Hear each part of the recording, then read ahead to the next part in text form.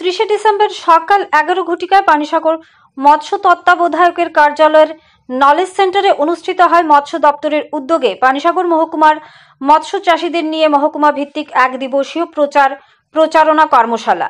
প্রদীপ প্রজ্বলনের মাধ্যমে অনুষ্ঠানের শুভ সূচনা করেন পানিসাগর পঞ্চায়েত সমিতির চেয়ারম্যান সঞ্জয় দাস। এছাড়াও উপস্থিত ছিলেন পানিসাগর পঞ্চায়েত সমিতির প্রাক্তন ভাইস চেয়ারম্যান লক্ষ্মীকান্ত দাস, মৎস্য দপ্তরের ডেপুটি ডিরেক্টর বিজয় রায়, পানিসাগর মৎস্য দপ্তরের মৎস্য তত্ত্বাবধায়ক Kamal Hossain, fishery inspector Ashish Saha, fishery assistant Prashanta Kumar Das সহ অন্যান্য বিশিষ্টজনেরা। উক্ত কর্মশালায় অংশগ্রহণ করেন পানিসাগর মহকুমার দামছড়া এবং পানিসাগর ব্লকের মোট 20 জন মৎস্য চাষী। কর্মশালাটি মূলত কেন্দ্রীয় মৎস্য মন্ত্রণালয়ের প্রদেয় বিভিন্ন ধরনের প্রকল্পের সুযোগ সুবিধার বিষয়ে মৎস্য চাষীদের অবগত করতেই অনুষ্ঠিত হয়। পাশাপাশি কেন্দ্রীয় প্রকল্পগুলো বাস্তবায়নের লক্ষ্যে মৎস্য চাষীদের কি কি করণীয় সে বিষয়গুলো গুরুত্বপূর্ণ আলোচনা করা হয়।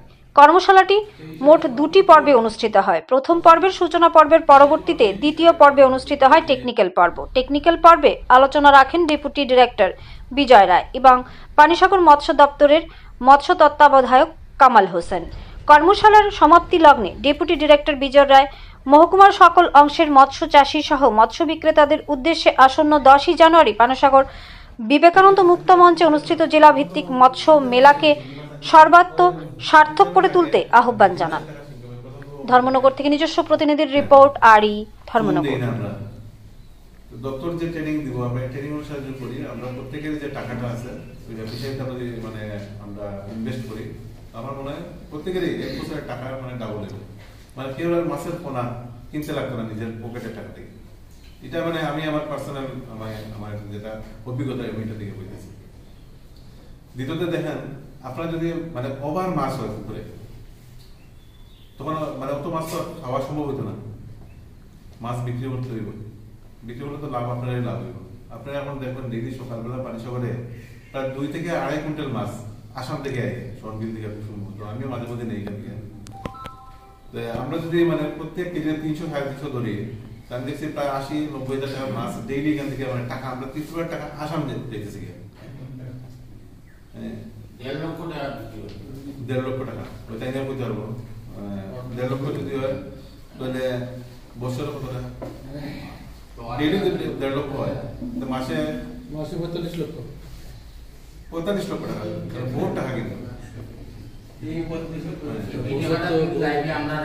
এটা তো আপনার একটা ক্ষতি। তো সরকার বিভিন্ন সুবিধা আছে, নতুন ফিশারি থেকে ধরিয়ে মাছের খাওয়ান, এরপর এখানে যে আলোচনা হয়েছে যে কিষাণ ক্রেডিট কার্ড, সব ধরনের সুযোগ সুবিধা আছে। মানে একটা পরিবার যাতে আমরা স্বনির্ভর হয়, আমরা সেই এটা আপনার পরে আলোচনা এখানে পেয়ে দেওয়া হবে। একদম ইজি প্রসেস, বেশি সময় লাগে না। আর রেজিস্ট্রেশন মাস্ট মানে করতে হইব। দপ্তর থেকে অনেক সুযোগ সুবিধা আছে, যেমন 3 হুইলার 2 হুইলার। দেখেন একটা 3 হুইলারের দাম কত? 60% সরকার দিতেছে আর 40% আমরা নিজের ইনভেস্টমেন্ট করতে লাগবে। এরকম সুযোগ সুবিধা কোন সময় পাইবেন? যখন আপনার রেজিস্ট্রেশন থাকবে, নাহলে এই সুযোগ সুবিধা পাইবেন না।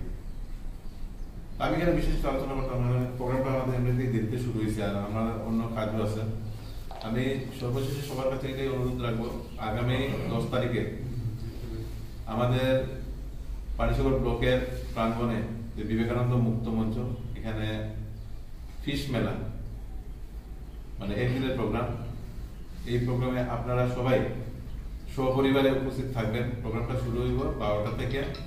এর আগে অ্যানাউন্সমেন্ট করা হইব। তো এই প্রোগ্রামটাকে আমরা সবাই মিলে সাকসেসফুল করবো। এটা ডিস্ট্রিক্ট লেভেল প্রোগ্রাম। এই কথাটি বলে আমি আমার যে সংক্ষিপ্ত আলোচনা সেই আলোচনা শেষ করছি। সবাই নমস্কার।